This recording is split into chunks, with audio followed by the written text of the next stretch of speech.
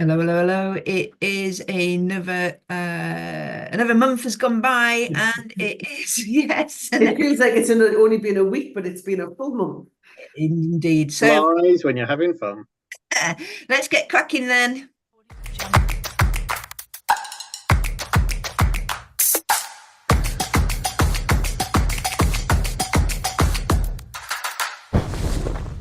Whoosh! We like that bit of fire, especially up here, up in the frozen north. Oh, it's just what's this? Anyway, we're not allowed. We're very British talking about the weather. Anyway, we're back for another PMO HotHouse, the month, and it is May, contrary to what that says on the top right. And we've got lots of things going on this month. So hopefully something to pique your interest. So if you're not already familiar, if you are in the actual live session, we use chat quite a lot. So please do join in. It really does make us smile when people get involved. And if you're watching on LinkedIn or YouTube or Twitter, X, whatever it's called these days, hello, and please do leave your comments because we do have people that are kind of keeping an eye on that, and we'd like to bring in your comments as well. So let's get cracking.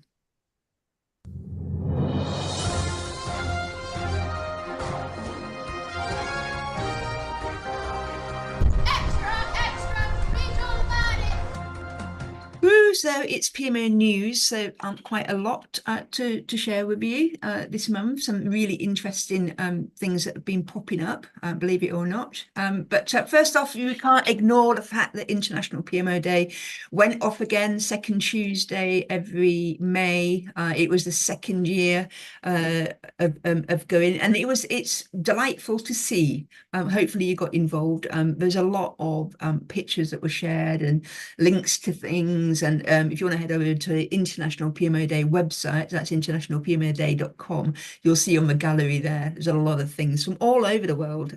Not so much cake. There was quite a lot of cake in the first year, but there you can see that there was some PMO cakes. I think they had a bake-off, and that was a winning cake.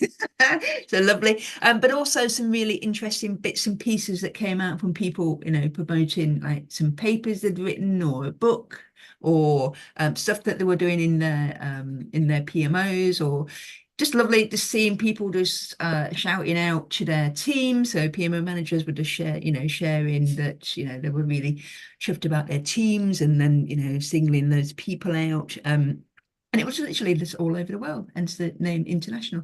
So it's lovely. So it's lovely to see, the people are embracing it, and not just people that are working in PMO, but also quite a lot of things from organisations that recognise the value of the work that PMO does. So that's really, really good. So let's move on. So this one popped up in a news article. Turner Townsend. Many of you will know the big kind of construction consulting firm, and they were talking about digitalization, and specifically around workspaces, because one of the things they do are like fit outs for buildings and that kind of thing. But it was this bit that caught my eye. Appoint a digital project management office, PMO. If we're not already familiar with it, 100,000 different ways of sticking a word in front of PMO. This is probably one that you probably heard before, but this was just slightly different because it was about workspace fit out projects post-COVID. So specifically, that they've been changing the way that they have been running their PMOs with their clients, and specifically around some of the ways that they do stuff in the supply chain. And it was all their idea of digital PMO is because of some of the things that they use specifically within those types of projects. So different templates and different kind of like for drawings and, all of that kind of stuff that you'd expect in that kind of infrastructure type project. So that was the first thing that, we can see that a very specialized industry specialize in its PMOs makes sense. And that's what they're basically sharing or selling to their customers. So interesting to see a construction-based firm with the word digital and where they're going with that. But that was really interestingly, wasn't the only firm that was actually talking about digital PMO. And this is literally in the first month, completely different company. This is on that website, PMO Today, PM Today. Some of you have been around for years will remember the PM Today magazine. It is now only available online. But this article also caught my eye because it's still about the digital PMO, but it's a different firm. And this is their definition, which is all about that kind of stuff around data analysis, AI, all of that kind of thing, which I think most of us are probably au fait with. But actually, that would make sense that they want to call it a digital PMO. If that's the kind of industry that you're in, it'll make sense. Or you're wanting to do something where the PMO perhaps is getting changing the way that it does things and actually going full on for the whole AI stuff and the improvements around data analytical tools and all that kind of thing. But it was just really interesting to me. It's like, well, what's going on in May then that digital PMO seems to be a thing? So yeah, it's what will it be next month? Answers on a postcard or stick it in chat. What's going to be the flavour of the month next month? But I think for me, just really interesting how it has caught my eye for this month. But just talking about infrastructure type organisations like Turner Townsend, we've got something that's coming up and getting released on the 19th of June, which will actually be at the PMO conference. So this is just a kind of four bit of news coming down the line because PMO versus project controls is the theme of it. And they're the link back to things like consulting, contracting firms, engineering, those kind of industries where project controls is very much their thing. And we got together with a bunch of people, some from traditional, what I would call business PMO, and then people that are very much from the project controls type of PMO, got them around the table, said, what on earth is going on? Why have we still got two separate kind of industries around PMO? A really interesting discussion. There's about 30 people in the room, split down the middle in terms of where they were coming from, in terms of their types of PMOs. And we've got some really interesting insights there that not only useful for business PMO, but also for people that are working in a more traditional project controls. And if you're not familiar what the differences are, a great read because we talk about the history, where they've coming from and how that is impacting on where they're going in the future. And a big kind of thing related back to digital PMO is that, the project controls are very much being impacted by the whole data analytics AI revolution because of the nature of their job, doing a lot with the data. So some really interesting insights coming down the line. That's the 19th of June. Hopefully you can pick up your copy at the conference. If not, it will be available online afterwards. Another subject that came up, and again, this is nice to see PMOs being discussed anywhere, really. I think last month we had a news article from Yorkshire Business Pages. Today, it's a podcast which is actually for the Digital Project Manager podcast. It is a very popular podcast for people that are working on digital-based type projects. So that's people that are generally designing things like apps, websites, all of that kind of tech, including obviously things that will be more agile led. But it's a really good podcast, and it was nice to see PMO represented. And Bruno was the guest, and Bruno is a vice president, global head of PMO of Adecco Group, which many people might realize is a kind of recruitment type of organization, international organization. But he was specifically talking about informal project managers, because for a lot of people working in that digital space, i.e. creating things like websites and apps and things, but you don't go down that traditional route of doing things like their Prince 2s and knowing all the ins and outs of things like work breakdown structures. Completely different field of work, means it's a different type of project manager that generally comes into that kind of role, and they tend to be informal. So a really interesting listen as to how the PMO is supporting informal project managers. But for me, this was a really interesting one because we're seeing a lot more about PMOs that are having to support or help, whatever word you want to call it, for accidental project managers. Again, linked back to Eileen's piece last month, where she was talking about the new APM report, about the trends about how many project managers will be required in order to be able to deliver in 2030. It's an enormous number. And those people are not all going to be those traditional project managers. They're going to be accidental and informal project managers.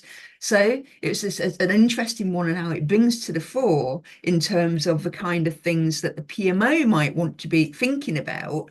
If you're not already, you've probably already got some.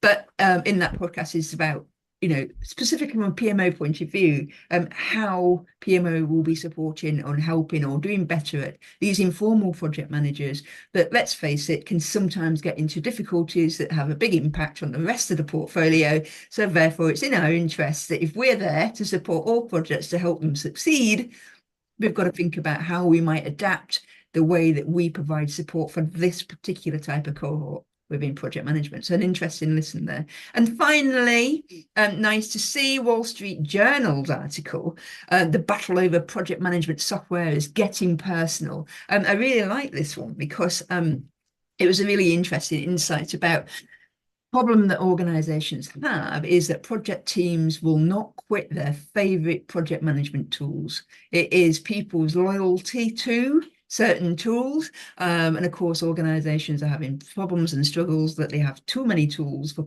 specifically for project management within the organization. Many of you will be familiar with that. But again, it's how project teams almost forming like cults around particular tools, won't give them up. The chief information officer is trying to consolidate, whether that be for security reasons, for budget reasons, whatever it might be.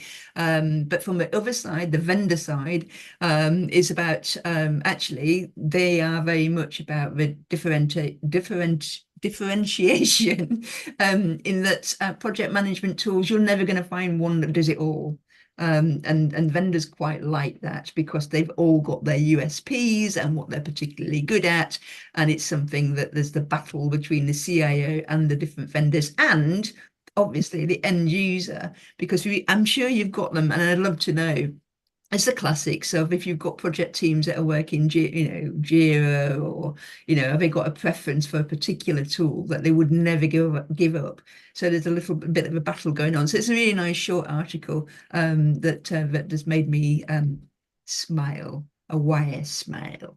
So that's the news for this month. So let's move on. Let's see what's next on PMO HotHouse in May.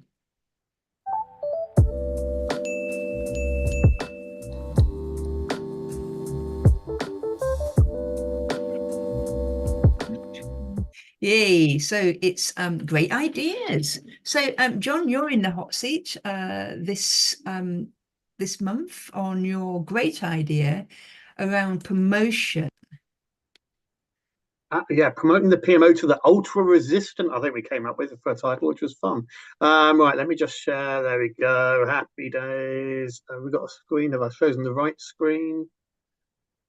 Where have we got? Yes, we have. Magic. Cool, that's right. Got the right one first time. Happy days. So first one's the obvious thing, right? Why on earth would anyone resist a PMO, right? And I know it's hard to believe for us here that people would resist, but apparently some people do. So there's a few things here, right? The typical resistance is, well, it's more admin. It slows things down. It forces these kind of square hole to my round peg project frameworks that we all have to follow. We all like the idea of being a critical friend, but there's this sense that maybe we're overly critical and we value the critical more than the friend at times, maybe. Very quick to pick holes in things.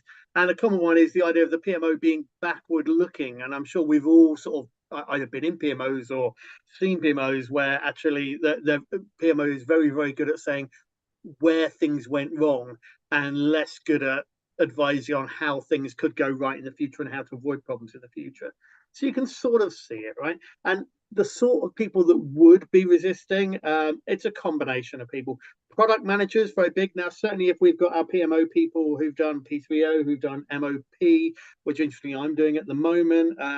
There's a lot of the thinking in project management training is still very much around built for a world that doesn't have product managers. I know there's new standards coming out, but it still lags a bit there. And product managers feel they're not included in a lot of things, and also they might even feel threatened by the PMO.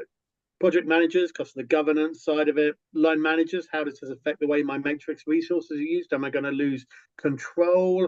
There's heads of department, again, that loss of control or transparency over how they're spending money. Other teams, procurement, HR governance, would there be a change of influence for them if the PMO is taking over things? So there's loads of things there. And of course, that last one, people who've had a bad experience with a PMO in a previous life, either in this organization or other ones. So there's loads of those people around, and it is tempting just to ignore them. Why bother promoting? Why am I sitting here and telling you should be promoting to these ultra-resistant people? Well, the main reasons are that the heart of every PMO is about actually delivering the right things faster, which means actually we need to make the organization more aligned. We need to have a common understanding of what the right things are across silos, and we need to be faster, which means actually more cohesive, aligned, and being able to sort of smooth journeys and smooth communication. So it's avoiding that. So if we don't get this right, we end up with blocked progress, reduced cohesion, missed opportunities.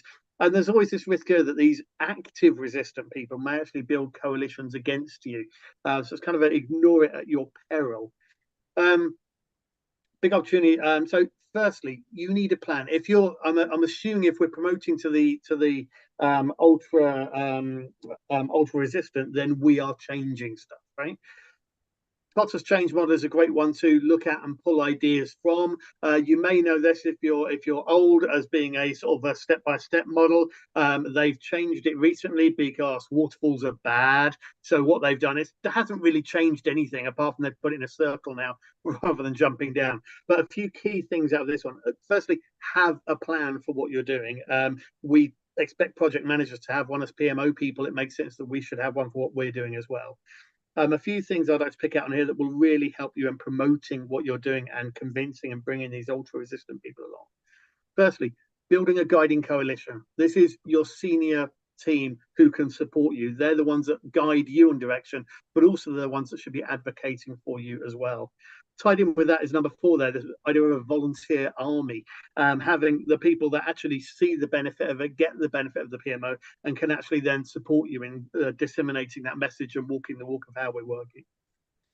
Enabling action by removing barriers is really, really important. Looking at how you can remove barriers and make it easier to get things done with the PMO. Quick wins. The best thing you can ever do to win over people who are resistant, I think, with the PMO is show them it working. Show them the quick wins. Show them how you're demonstrating success, and then sustain that going forwards as well. That instituting change one is probably a later one down the line, but is also worth looking at. That's really about linking the behaviors that you want, the models that you're putting in ahead, and actually linking that to the rest of the organization. So people may be resistant to the PMO potentially, but we can promote in other ways, making sure that the organizational performance metrics, HR, how people are measured, and all those kind of things are aligned with the ways of thinking that we've got as well. In terms of the people that are resisting, they can have lots of reasons why they're resisting, and we need to understand that by talking to them. I've borrowed from salespeople here and entrepreneurs. There's a nice quote here. An objection doesn't mean it's a rejection of the PMO. It's just a request for more information. This is a very sales-centric view. Don't just take a no as a no. Go back time and time again, right? So let's look at salespeople and understand where they come from. Look at the salespeople and understand where they're coming from on this one. So their advice on this, where you've got people that are, where you're talking to these people that are resistant, understanding why. Firstly is don't argue or contradict them. Instead, actually empathize, relate, and offer a solution. So that 3-step model there of understanding where they're coming from, relate to them, and then point out where you've got solutions that can help. For people are generally resistant on 2 levels. Either they don't like the process or they don't see the point overall. Either way, understanding things and selling from the why, understanding the why of what you're doing is really important. So don't get bogged down into the conversation of each individual step of a process and whether it's right or wrong. Bring it up to the big picture level. This is why we're doing this. And one of the most powerful arguments I've always found for a PMO with people at any level is the fact that actually what we're doing here is helping the senior leadership team make informed, good decisions. It works very well actually with sort of software developers and people like that who may be very, very anti a PMO, certainly if they're very, very agile and see it as waste. Actually helping them understand that having the PMO in place will allow the senior managers to make good decisions, which will allow them to focus on the right things and will help them, is a really, really good selling point. So that broad why, what the benefit is, before going into the how, the hows and the whats of things. It's a really important way of tackling this.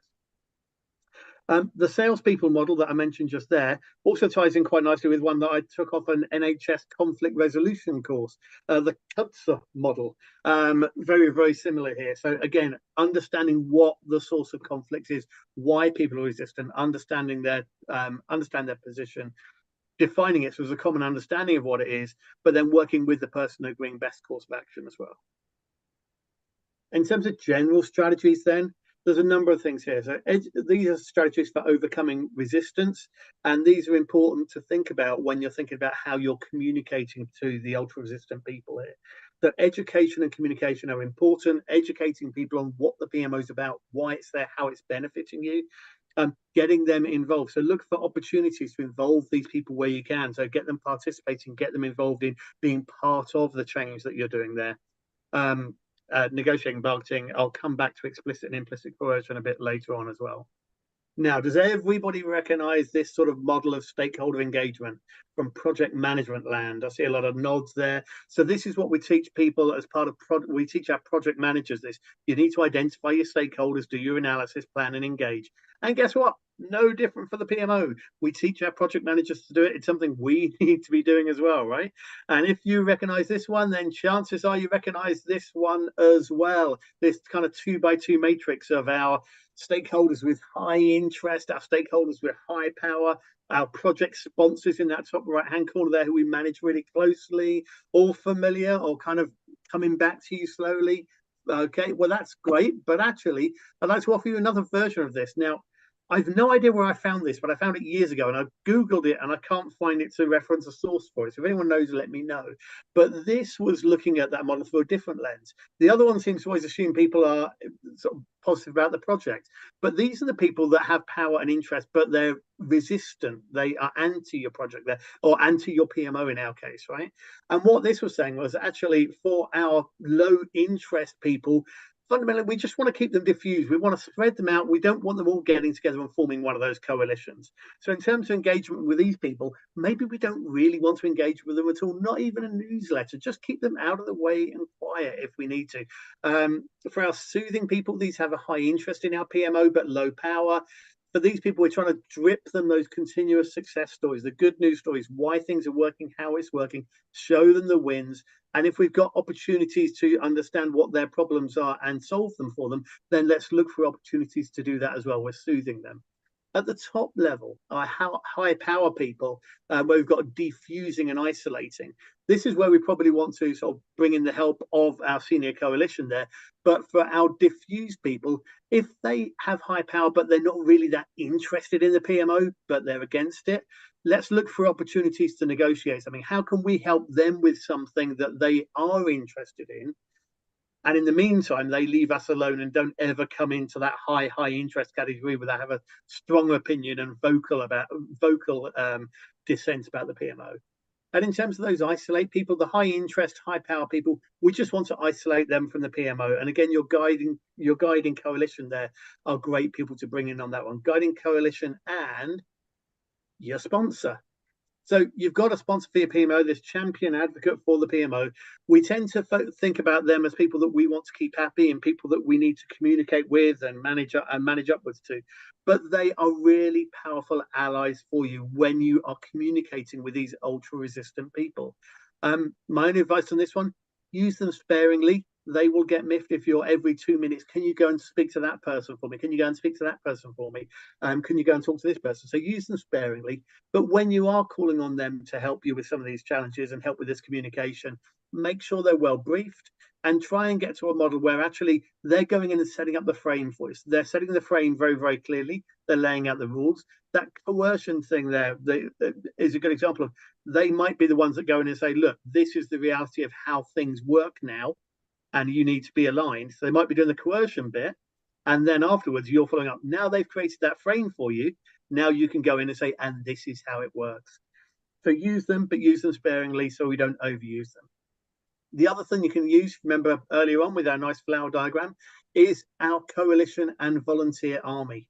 Now, for these people, you're not going in as hard with them, but make sure these people, again, understand the why. I've put myths and legends there. What we're thinking about here is making sure these people, the people that are advocates for the PMO, have these stories that they can tell. So make sure we're telling stories constantly. Tell them the stories of success in our PMO. If we're building out a new service, tell them about successes elsewhere. Let them hear the good news stories that you're picking up on these kind of calls.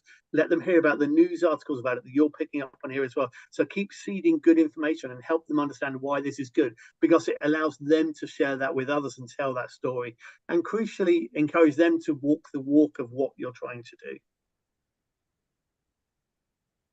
The last one there is that kind of bottom left corner.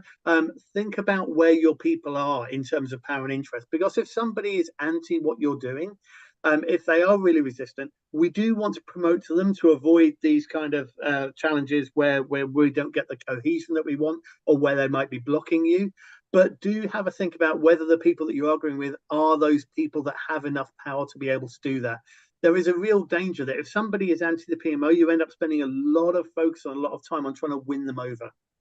Some people are not winnable overable, and we need to understand that and recognize that. And certainly if they're low power people, then maybe it's an area we don't want to spend a lot of time on. So avoid getting sucked into, avoid it sucking in all of your time. Yes, we want to promote the PMO to the ultra resistant people. Yes, we want to turn them around. Yes, we want to use our sponsor to engage them. Yes, we want to demonstrate the quick wins, and we want to soothe them and support them. But let's not do that above all else, and let's not let that take over what we're trying to achieve here. That's a very quick walkthrough. These things are always quick. We never have enough time on a Friday. And I do want to give Eileen enough time for the next section. So just to summarize then, so promoting to our ultra resistant people. Firstly, make sure you have a plan. Kotter is a nice model for that, but it's not the only one out there. Have a plan, but recognize it as what you're doing is business change, and have a plan for that accordingly. Understand why you're doing what you're doing, and make sure you can bring conversations up to that level to help people understand the big picture. Demonstrate the wins regularly, empathize, offer solutions, understand what type of stakeholder they are and how best to communicate with them. It's not you by yourself. Use your sponsor, coalition, your volunteer army. And lastly, for those people that are sucking the energy out of things, know when to disengage and accept that it's not the battle to have this time. The only thing to add to this is there is a loop here, right? You may have disengaged people here, but then you demonstrate more wins, and it may be an opportunity to bring them back in. So there is a kind of cycle that isn't as obvious as maybe it should be in this bulleted list. And I suppose the final thing there is, if all else fails and you can't do it any other way, then bribery is always your last option. And I'm sure Eileen would welcome the plug of all the wonderful PMO swag that they have on the House of PMO website. You could love or punch in the face, one of the two.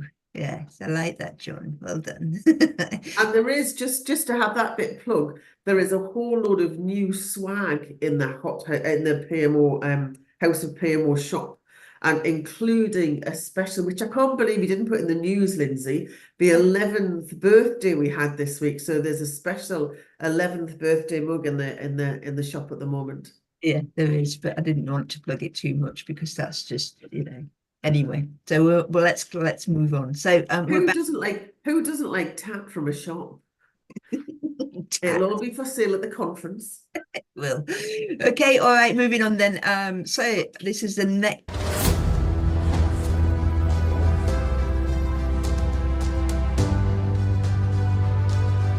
It's a hot soft skill. Ooh. Eileen, take it away. Right then, so we've got Lindsay who's going to be pressing the buttons at the other side, so bear with us. Now, for those people who perhaps don't spend much time in my presence mightn't be aware of this, but this is something that I go on about on a frequent basis, and all of my children, I consistently tell them to do this, and they're not always kind of playing the game, but I'll tell you a couple of things that have happened this week and kind of how it's been really helpful. So we're going to focus in on the skills within the competency framework. And as you can see on the slide, we've got a number of different kind of groupings of skills. The one that I'm going to do today is one about self. We spend an awful lot of time in the PMO working really hard on improving the rest of the organization, improving the way we do projects, kind of changing the processes. But the skill that is reflecting is really about what we do to ourselves. So it's this ability to examine a current or previous experience or situation to make sure that we gain an understanding of why something took place in order to kind of make inferences or decisions in order to arrive at a kind of solution or judgment. And that's kind of very much a kind of a textbook version of the word reflecting. A better way of putting it perhaps is a quote that I kind of saw last week, which really kind of resonated to me, is that you can go through life and have lots of different experiences and actually not learn from any of them. So we actually don't learn from our experience. We learn from reflecting on experience, pulling it apart, and really making some kind of conscious thoughts and some conscious conclusions around what happened, why it happened, what does that mean in terms of kind of how we might do it differently next time. And a lot of this reflecting when we're doing it personally is not just about kind of following a process and how the process is different. Very often it's about our behaviors and our relationships between the various people that we've been working with. And as you know, when we developed the competency framework, we very much were keen to make sure that we had behaviors in there and to make sure that we understood not just people who could do the stuff, but would do it in a way that actually meant we continued to build good relationships. Just building on what John's been talking about, building on good relationships and making sure that we have the right environment to be able to deliver all of those services and add the value to the organization that we want to. So if we kind of think about, kind of reflecting, one of the kind of the most common ones, I'm conscious we've got kind of Ken on the call as well, is very often we think about reflecting purely from a kind of a lessons learned, get to the end of the project, get to the end of the stage, and think about, well, what happened on the project, what can be done differently next time, and we kind of write that, hopefully, we write that back into the processes, we write that back into the kind of procedures, the templates that we have around project and program management. But when we do the kind of reflection that this particular skill is talking about, we're actually doing it to improve our own personal effectiveness. Now, I've taken it as a kind of the own kind of personal effectiveness, but you can actually use some of these techniques in a small group or a team. Now, it's an interesting one because some of this personal reflection can be very personal, and perhaps you might not want to share with other people who are around there, but actually it's quite good for a kind of a small group just to kind of, again, reflect through on how you're performing perhaps to the next level beyond kind of process efficiency. So we're really looking at kind of effectiveness and our own personal effectiveness. And there are a number of really good reasons why you might want to actually kind of spend some time doing this personal reflection. So the first thing, and it's always it's a really kind of interesting one, is this kind of increased self-awareness, but actually recognizing how you react to other people, recognizing how people react to what you've said, what you do, and making sure that you're making some conscious decisions before you go into meetings about thinking, well, actually, last time when I kind of talked about that subject, or where I kind of was specifically kind of questioning in the more challenging way, actually that didn't really that kind of sparked some really kind of odd feelings during the meeting. Perhaps I need to think differently about kind of how I interact with certain people in the organization. And it's really interesting in terms of, and I say this, you know, kind of on a very personal level. There's some instances where I've been where it's not other people reacting to me, it's how I've reacted to other people. And so actually starting to think about and unpick, you know, kind of what was it that actually kind of what nerve did it hit in me that made me kind of respond in the way that I did, whether that was kind of getting defensive or getting overly emotional or just getting, you know, kind of plain angry. What was it that kind of really kind of triggered that off? And actually starting to think about, well, actually preparing myself for if that happens again, I'm conscious of what I might do immediately as a kind of a reflex action, but actually I can get a bit more control of that by thinking about that coming forward. So actually you start kind of actually being much more conscious of how you communicate with people. And you get you start thinking about, well, actually, what are the messages I want to give? So that, you know, that fourth bullet point there in terms of kind of deeper alignment with your own values is really important, because often, I don't know, well, it may just be me, but often I come away from a meeting saying, well, I got waylaid by something, and actually I ended up saying things and doing things that I'm not happy with, and I don't want that to be a reflection of me. So actually kind of understanding and doing that preparation through planning allows you to be more aligned to your own personal values. This whole kind of better decision-making skills is really about kind of thinking about how you make decisions and going through that process. And one of the things that I'm also keen on, which people will know, is about professional judgment. And very often when we're in a situation in organizations, because we all know they're all very different, there isn't a theoretical answer that works.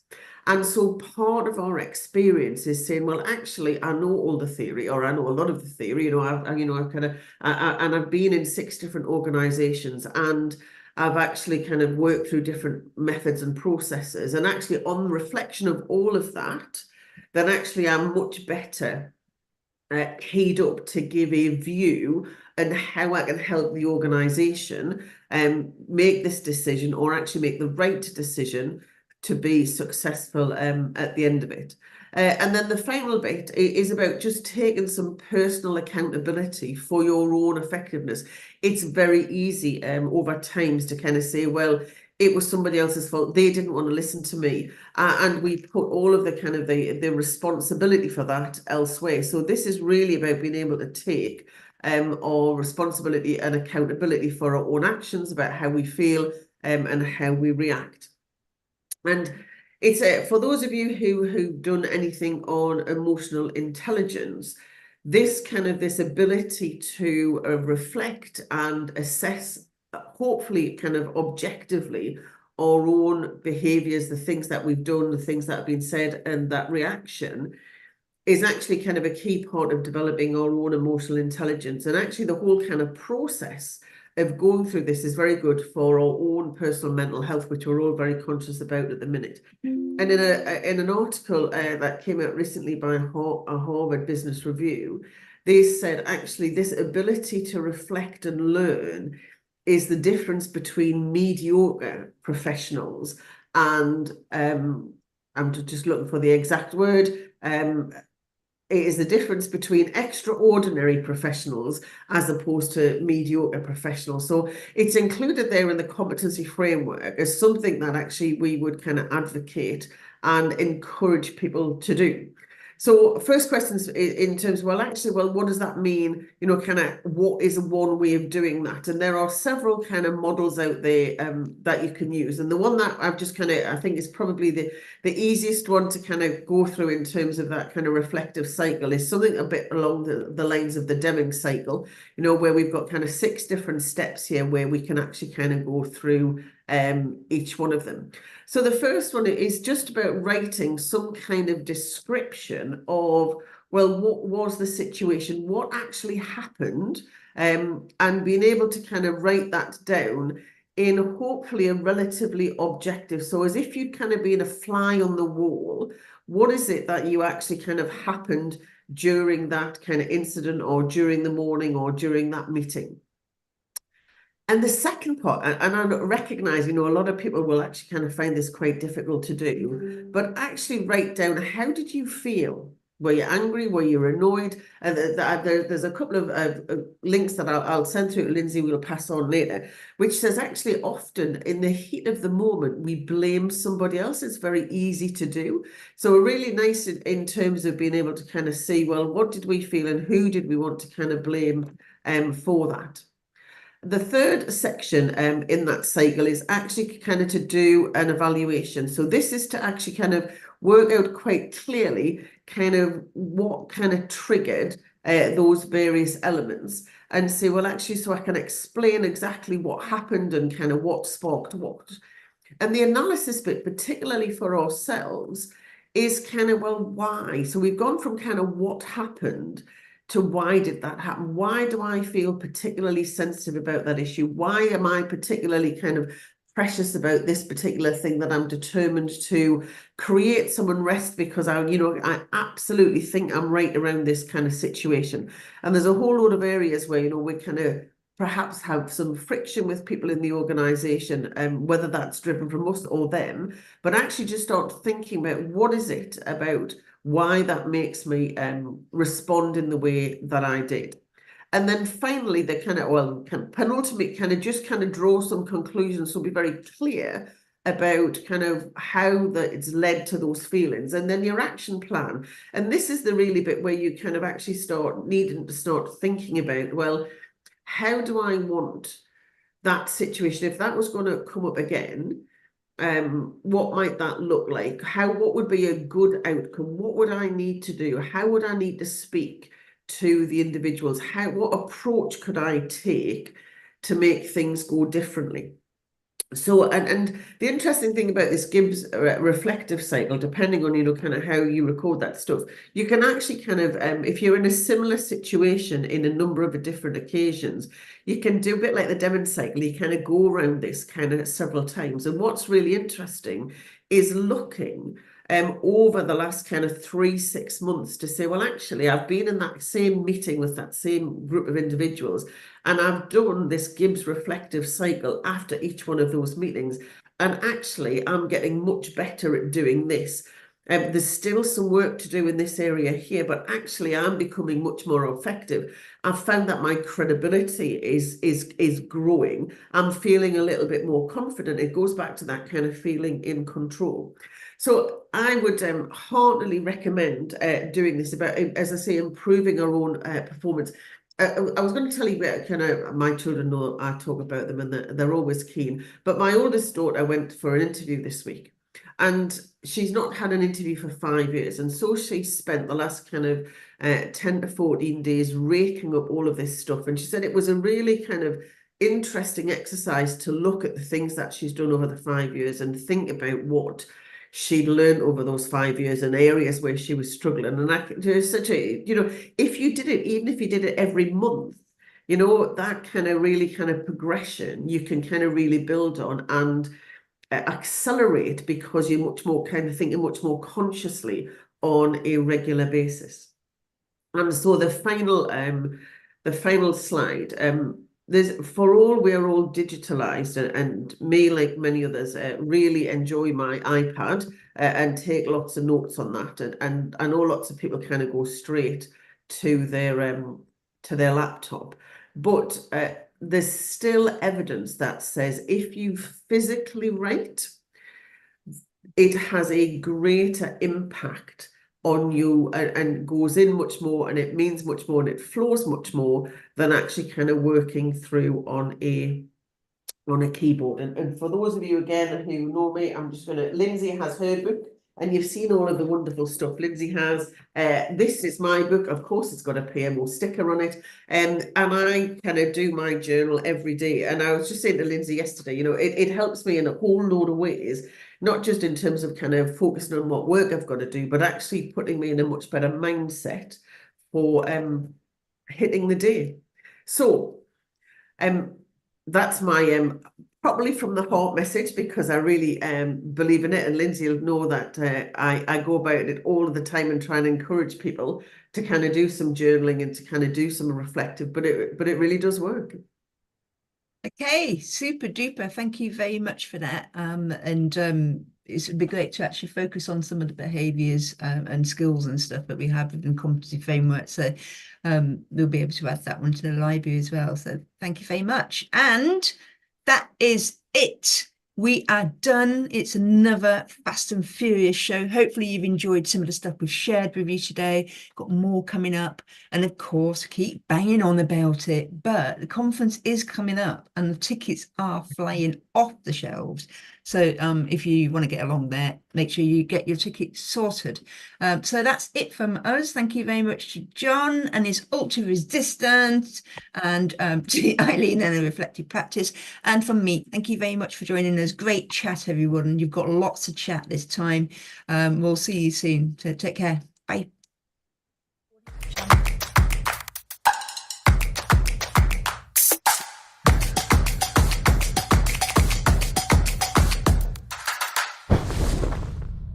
Whoosh.